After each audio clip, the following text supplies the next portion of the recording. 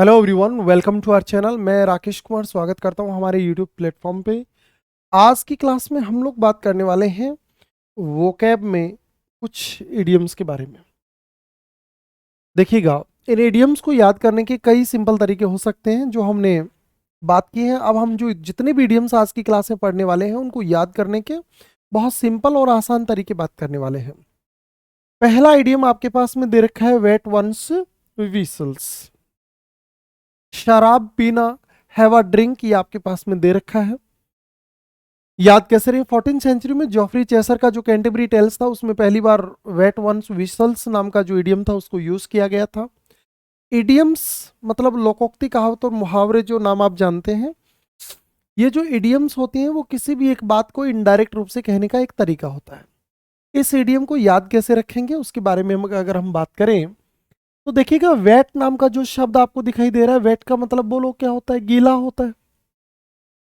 और विसल्स का मतलब यहाँ पे किससे होता है? गले से होता है। अरे विसल कहाँ से आती है? आवाज कहाँ से आती है? हमें गले से। तो गला गीला करना या गला तर करना हिंदी में सुना होगा। तो आजकल लोग गला तर करना या गला गीला करना जो होता है उसका संबंध या उसका मतलब किससे लेते हैं भाई? शराब पीने से लेते हैं। तो इस तरीके से वेट वंस विसल्स नाम का जो इडियम होता है उसका मीनिंग क्या हो जाता है? शराब पीना हो जाता है। आपके पास में पिक्चर्स और इमेजेस में ये सारी चीज़ें बेहतर समझ में आ जाती हैं, इसलिए हम लोग इन इमेजेस का इस्तेमाल करते हैं याद करने के लिए। नेक्स्ट बात करते हैं इन अ टाइट कॉर्नर, मुश्किल परिस्थितियों में, डिफिकल्ट सिचुएशन, ये आपके पास में दे रखा है। यहां से अगर हम लोग बात करते हैं इस वर्ड को याद रखने के तरीके के बारे में, तो टाइट का मतलब तो समझ में आ ही रहा है। कॉर्नर मतलब एक कोने का जो भाग होता है, कॉर्नर का मतलब कोना होता है। और कॉर्नर में अगर आप कोई टाइट जगह है पे जहां पे बैठने की जगह कम है और वहां पर अगर आप सिकुड़ कर बैठे हैं तो ये बताओ आपके लिए कैसी परिस्थिति हो जाएगी? मुश्किल परिस्थितियां हो जाएंगी, या मुश्किल परिस्थितियों में होना। इन द डिफिकल्ट सिचुएशंस, ये आपके पास में टाइट कॉर्नर। टाइट का मतलब थोड़ा सा संकड़ा, कॉर्नर का मतलब कोना। कॉर्नर का मतलब किससे हो जाता है? कोने से हो जाता है। इसका मतलब संकरे से हो जाता है। तो बताओ, संकरे कोने में बैठा होना, दुबक के बैठा होना, कम जगह है वहां पर बैठे होना, बोलो आपके लिए कैसी परिस्थिति होंगी? ऐसी वाली मुश्किल परिस्थितियां हो जाएंगी। नेक्स्ट बात करते हैं चेस्ट थंपिंग या चेस्ट बीटिंग भी बोलते हैं। आपने लोगों को सुना होगा ऐसे बार बार ऐसे जोर जोर से चेस्ट थंप करना, जोर जोर से अपने आप। चेस्ट बीटिंग भी होता है, जोर जोर से छाती पे ऐसे। तो ये जो चेस्ट थंपिंग करने वाले लोग होते हैं, ये कौन से प्रकार के लोग होते हैं? जो बड़ी बड़ी बातें करते हैं, डींगे हाँकते हैं। जो डींग हाँकने वाले जो वर्ड होते हैं, लोग होते हैं, ऐसे लोग चेस्ट बीटिंग या चेस्ट थंपिंग जो इडियम्स होता है, इससे आप याद रख सकते हैं इसको, डींग हाँकना या बड़ी बड़ी बातें करना। डी डे, ये फर्स्ट वर्ल्ड वॉर 1944 में यूज होने वाला पहला वर्ड है। डी का मतलब यहाँ पे डे से ही रहा हुआ है, बता दूं आपको। तो बताइए, दिन जो होता है, डी डे जो है, उसको कौन सा दिन माना गया था? बताओ। महत्वपूर्ण दिन माना गया था। वो दिन जिस दिन युद्ध के बारे में बात हुई, उस ऑपरेशन की शुरुआत होने की बात हुई थी, उस दिन को डे डे के नाम से जाना गया। और डे डे का मतलब क्या था वहां पे? महत्वपूर्ण दिन या एन इंपॉर्टेंट डे से था। आगे बात करते हैं कैच 22, मुश्किल हालात में। ये एक नॉवल भी है कैच 22, आपको बता दें 19 देखिएगा 61 के अंदर ये नॉवल लिखा गया था। कैच 22 इसका मतलब होता है कॉम्प्लेक्स सिचुएशन या मुश्किल हालात। याद कैसे रखेंगे? इडियम जो इमेज है उससे याद रखिए। कैच का मतलब बोलो क्या होता है? पकड़ना होता है। और 22 का मतलब 22, मतलब 22 चीजें अगर आप एक साथ पकड़ने चलते हो तो आपके लिए हालात कैसी हो जाती हैं? मुश्किल हो जाती हैं। अगर आप एक से ज्यादा चीजें एक साथ करने चलते हो तो ये बोलिए आपके लिए कैसी हालात हो जाएगी? मुश्किल हालात हो जाएगी। कैच 22 मुश्किल हालात, ये आपके पास में एक इडियम हो गया। नेक्स्ट बात करते हैं अपन कट एंड ड्राइड। बनाया, बना बनाया, ये रेडीमेड। बना बनाया मतलब ये 1710 के अंदर पहली बार इस इडियम को यूज किया गया था। कट एंड ड्राइड, कोई चीज कट मतलब काट कर और ड्राइड मतलब सुखा कर। कोई चीज काट कर अगर सुखा दी जाती है और ऐसी चीज अगर आपको मिलती है तो ये आपके लिए बोलो कैसी हो जाएगी भी? रेडीमेड हो जाएगी, ना तो आपको इसको काटने की जरूरत पड़ी और ना ही सुखाने की जरूरत पड़ी। कोई चीज काट कर और सुखा कर अगर आपको परोस दी जाती है तो ये आपके लिए बोलो कौन सी हो जाएगी, रेडीमेड हो जाएगी या रेडी टू यूज हो जाएगा। तो काट कर और सुखा कर दी गई चीज आपके लिए बोलो क्या होता है, रेडीमेड होता है। अब नेक्स्ट क्वेश्चन, विवादा शब्द है ये ना, विवादा शब्द पर्सन, ठीक है ना, विवादा शब्द पर्सन। वैक्स क्वेश्चन, आपको बता दूं वैक्स वर्ड जो होता है उसका मीनिंग होता है इरिटेटिंग, इरिटेटिंग होता है वैक्स वर्ड का मीनिंग जो होता है। तो बताइए भाई, वैक्स जो है उसका मतलब अनॉयड, एग्जास्पेरेटेड, ओके, अनॉयड, ये होता है। क्वेश्चन का मतलब क्या हो जाता है, पर्सन से हो जाता है। और वैक्स का मतलब होता है क्या होता है, इरिटेटिंग होता है। तो बताओ भाई, इरिटेटिंग क्वेश्चन जो होते हैं वो कौन से वाले होते हैं आपके लिए, जो विवादा शब्द होते हैं, जिसके ऊपर झगड़ा होने की संभावना रहती है, जिसको लेकर चीजें स्पष्ट ना हो, उनको इंग्लिश में क्या बोलते हैं भाई, वैक्स क्वेश्चन बोलते हैं। वैक्स क्वेश्चन का मतलब होता है प्रत्येक इडियम का ओरिजिनेट कब हुआ, कब उसको यूज किया गया, कहाँ यूज किया गया, ये सारी चीजें हम लोगों ने इसके नीचे लिखा है। अगर हम लोग ये जो चीजें लिखी हुई हैं उनको अगर एज इट इज में स्पेल करता हूँ तो फिर वो टाइम टेकिंग प्रोसेस हो जाएगा, आप इसको आसानी से देख सकते हो। हमारे लिए सवाल सिर्फ इतना सा होता है कि सीडीएम को याद कैसे रखते हैं। तो मैंने बोला वैक्स का मतलब इरिटेटिंग होता है, ठीक है ना, परेशानीदायक कह सकते हो आप हिंदी में बात करें तो। और क्वेश्चन का मतलब पर्सन हो जाता है। परेशानीदायक पर्सन कौन से होते हैं आपके लिए, जो विवाद से घिरे हुए पर्सन होते हैं, कंट्रोवर्शियल इशू होते हैं। नेक्स्ट बात करते हैं as high as a kite. Kite का मतलब पतंग से होता है, ये तो आपको पता ही है। हाई का मतलब ऊपर होता है, मतलब पतंग के समान ऊपर उड़ना। आदमी हवा में कब उड़ता है बताइए भाई, जब नशे में होता है, इंटॉक्सिकेटेड होता है। इस तरीके से आप इसको याद कर सकते हैं। 1600 में सीडीएम को यूज किया गया था। व्हील एंड वू, इसको तो याद रखने की जरूरत ही नहीं है। देखिए आदमी, ये लाइफ जो है ना, अप्स एंड डाउन्स का ये एक नाम है। जिंदगी में कभी खुशी कभी गम, ये चलता रहता है। आपको बता दें व्हील नाम का जो वर्ड होता है इसका मतलब भी सुख से होता है, खुशी से होता है, और वू का मतलब ही परेशानी से होता है, दुख से होता है। तो इस वर्ड को तो व्हील एंड वू से याद रख सकते हैं, इसमें कोई इनडायरेक्ट मीनिंग नहीं दिखाई दे रहा है। व्हील का मतलब सुख से है और वू का मतलब दुख से है। इस तरीके से आपको याद रखना है। वैसे आप चाहो तो वैसे याद रख सकते हो। इस वर्ड का उच्चारण देखोगे WOE, वो जैसा हो रहा है। और आपको बता दे हर व्यक्ति की जिंदगी में एक वो जरूर होती है, और ये उसके लिए किसका कारण रही होती है, सुख का भी और अंत में दुख का भी। शुरुआती दिनों में तो सुख का ही कारण रही होती है। अगर शुरुआती दिनों में परेशानी हुई होती तो बाद में दुख होना ही नहीं चाहिए था, लेकिन शुरुआत में सुख मिला होगा, यही कारण है कि बाद में आप इसको परेशानी।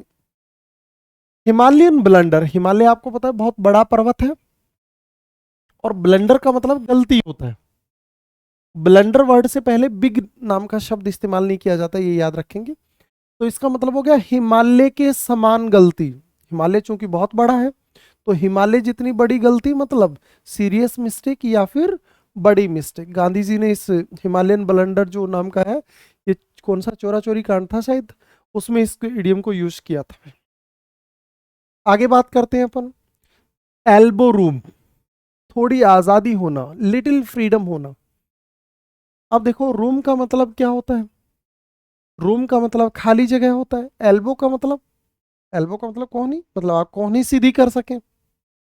और ये कोहनी सीधी कहाँ कर सकते हैं, जहां पे आपको काम को करने की क्या होती है भाई, स्वतंत्रता होती है। एल्बो रूम, एल्बो का मतलब कोहनी, मतलब जहां पे आप हाथ लंबे कर सकें, हाथ फैला सकें, हाथ सीधे कर सकें।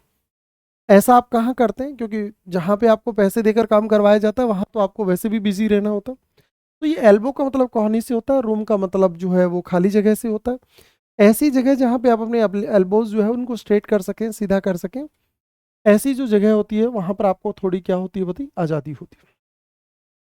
कज्जल वंस ब्रेन, कठिन विचार करना। कज्जल का मतलब डंडा से होता है ना, डंडा समझ रहे हो आप लोग, डंडा या स्टिक या लकड़ी, है ना। कज्जेट का मतलब बोलो क्या होता है भाई, लकड़ी से होता है ना, डंडा से होता है, पिटाई करने वाला जो डंडा होता है उससे बात माने। और ब्रेन का मतलब बोलो क्या होता है, दिमाग होता है। इसका मतलब दिमाग पर डंडे मारना, यहाँ पे कजल शब्द जो है वो वर्ब है, बता दूं आपको, डंडी से मारना या लकड़ी से मारना। बोलो भाई, आदमी दिमाग पे मार रहा है, दिमाग पे जो है वो चोट मार रहा है, ऐसा कब करता है? जब वो चीजों को लेकर क्या कर रहा होता है? कठिन विचार कर रहा होता है, जब चीजों के बारे में बहुत ज्यादा सोच रहा होता है। तो ये दिमाग पे आदमी घुसे, डंडी लकड़ी डंडा कब मार रहा होता है? जब वो विचार कर रहा होता है। ऐसे इडियम्स बनाई गई हैं। अगर आप लोगों के ये परसेप्शन होते हैं कि नहीं हम तो ऐसा नहीं करते, नहीं आप और हम ऐसा करते हैं, इस बात से कोई सवाल नहीं है। सवाल ये है कि इडियम किस तरीके से बनाया गया है, उसके ऊपर बात कर रहे हैं। तो अपने दिमाग पर ज्यादा ज्यादा जोर डालना, मतलब किसी भी चीज पर ज्यादा विचार करना। आगे बात करते हैं लॉसी और मार्बल्स। मार्बल्स का मतलब तो पता ही होगा आपको, कांच की गोलियां होती हैं। लॉस का मतलब खोने से होता है, लॉस का मतलब खो जाना। मार्बल्स का मतलब ये कांच के कंचे या गोलियां, जिसको आप अलग अलग भाषा में अलग अलग वर्ड्स यूज करते हैं। तो बताइए भाई, छोटे बच्चे थे, उनकी जब मार्बल्स खो जाती थी, गोलियां खो जाती थी, तो बताओ क्या हो जाते थे या कैसे हरकतें करने लग जाते थे? पागलों की तरह हरकतें करने लग जाते थे। तो लॉसी और मार्बल्स का मतलब। नेक्स्ट बात करते हैं टू एंड फ्रो। वैसे फ्रो का मतलब मीनिंग जो होता है ना, वो इधर उधर होता है, इधर उधर घूमना होता है फ्रो वर्ड का मतलब जो होता है। तो बताओ, इधर उधर घूमना मतलब आगे पीछे होना, इधर उधर होना। फ्रो का मतलब जब इधर उधर से है, तो इधर उधर का मतलब क्या हो गया? कभी आगे कभी पीछे। तो टू एंड फ्रो को आप आसानी से याद रख सकते हो, इस वर्ड के मीनिंग से भी पता चल रहा है। Be at the bread line, बहुत ही गरीब। ब्रेड तो समझ रहे हो आप लोग, खाने को लेकर जो लाइनों में खड़े होते हैं लोग, खाने को लेकर जो लाइनों में लोग खड़े होते हैं, ऐसे लोग बताओ कौन से होते हैं भाई? जो गरीब होते हैं, जो खाने को लेकर या खाना कमाने को लेकर इतना समय दे देते हैं, ऐसे लोग बोलो क्या होते हैं? गरीब होते हैं, वेरी पुअर। ब्रेड का मतलब, ब्रेड से, ब्रेड का मतलब रोटी से है। ये जो रोस्ट ब्रेड आता है, ब्रेड का मतलब रोटी से भी होता है, आपको बता दें। तो ब्रेड लाइन में खड़े होना मतलब बहुत गरीब होना। ब्रेड लाइन में कौन से लोग खड़े होते हैं? जो गरीब होते हैं। नेक्स्ट बात कर रहे हैं अपन लोग, अब मेयर्स नेस्ट। मेयर का मतलब बताओ क्या होता है भाई? घोड़ी होता है। और नेस्ट का मतलब क्या होता है? घोंसला होता है। मुझे एक बात बताओ, ये जो घोड़े घोड़ी होते हैं, क्या ये घोंसला बनाते हैं क्या? आप कहेंगे नहीं बनाते हैं। लेकिन अगर कोई आपको ये कहे कि उसने जो है वो मेयर का नेस्ट देखा है, तो ये बात बताओ क्या होगी भाई? झूठी होगी या भ्रामक होगी? इस तरीके से मेयर नेस्ट आप इडियम जो है उसको याद रख सकते हो। आगे चलते हैं अपन नेक्स्ट इडियम पे।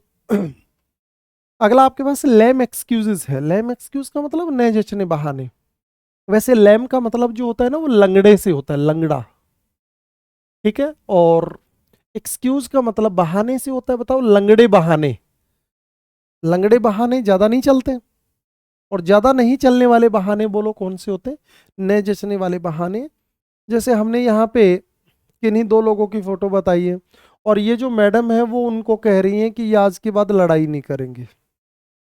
ये महिला जो है वो उस पुरुष से कह रही है, अपने पति से कह रही है कि वो आज के बाद में लड़ाई नहीं करेंगी, झगड़ा नहीं करेंगी, उनकी इज्जत करेंगी। बताओ ये कौन से वाले बहाने हैं भाई? न जचने वाले बहाने हैं। ठीक है। तो वैसे इनकी कहानी कुछ और थी। पहले इन मैडम ने इनको कहा था, अपने पति को कहा था कि न्यू ईयर है, मैं आपको गिफ्ट देना चाहती हूँ, बताओ मैं क्या गिफ्ट दूं?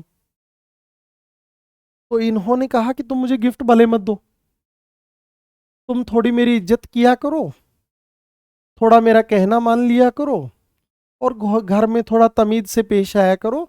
गिफ्ट मत दो, ये थोड़ा तमीज से पेश आ लिया करो, थोड़ी इज्जत कर लिया करो, ऐसा कर लिया करो। ऐसा इनका कहना था। इन्होंने कहा नहीं, मैं तो गिफ्ट ही दूंगी। तो बताओ भाई, ये कौन से वाले बहाने हैं न जचने वाले? इस तरीके से आप याद रख सकते हो। नेक्स्ट बात करते हैं अपन वाइल्ड गूज चीज। वाइल्ड का मतलब क्या होता है? जंगल। और गूज का मतलब बोलो किससे होता है? बतख से होता है। वाइल्ड का मतलब बोलो क्या होता है? जंगल से होता है। गूज का मतलब बोलो क्या होता है? बतख से होता है। चीज का मतलब पीछा करना। एक बात बताओ यार, ये जो बतख होती है ये तो पानी वाली होती है शायद, है ना? और अगर कोई जंगल में भी किसी जंगली जानवर को तुम जंगल में ढूंढ रहे हो, तो ये बताओ कैसी कोशिश हो जाएगी? व्यर्थ कोशिश हो जाएगी। वैसे तो आप लोग पानी की जो बतख है उसको अगर तुम जंगल में ढूंढ रहे हो, जो जानवर कहाँ पे रहता हो? पानी में रहता हो, और उसको तुम कहाँ पे ढूंढ रहे हो? पानी में ढूंढ रहे हो। तो बताओ ये कैसी कोशिश होगी? व्यर्थ कोशिश होगी। ये आपके पास में एक वर्ड दे रखा है बियर गार्डन, शोर व अशांति, डिस्टरबेंस और नॉइस। गार्डन का मतलब समझ में आ ही रहा है आपको, ये मैरिज गार्डन वगैरह जो होती है। बियर का मतलब सहन करना होता है, वैसे वर्ब होता है। तो बताओ भाई, गार्डन वगैरह के अंदर जो होता है वो भी क्या होता है भाई? काफी शोर शराबा होता है या अशांति होता है। इस तरीके से हमने आज की क्लास में कुछ इडियम्स के बारे में बात की है। एक इडियम आपके पास दे रखा है फॉर्मिंग एट द माउथ, मुंह में झाग आना। फॉर्म का मतलब झाग होता है। फॉर्म का मतलब किससे होता है? झाग से होता है। माउथ का मतलब मुंह में होता है। आपने देखा होगा कुछ लोग जब ज्यादा शोर मचाते हैं, ज्यादा चिल्लाते हैं, ज्यादा गुस्से में जब बोलते हैं तो मुंह से झाग निकलने शुरू हो जाते हैं। बताओ मुंह में झाग कब आते हैं भाई? जब आदमी क्या करता है? ज्यादा गुस्सा दिखाता है तब। इस तरीके से इन इडियम्स को आप याद रख सकते थे। आज की क्लास में हमने कुछ इडियम्स के बारे में बात की है, बाकी बातें अपन करेंगे अगली क्लास में। आज के लिए बस इतना ही, धन्यवाद। जुड़े रहिए हमारे साथ, और अगर हमारा सेशन अच्छा लगा हो तो लोगों को जरूर शेयर करें। धन्यवाद।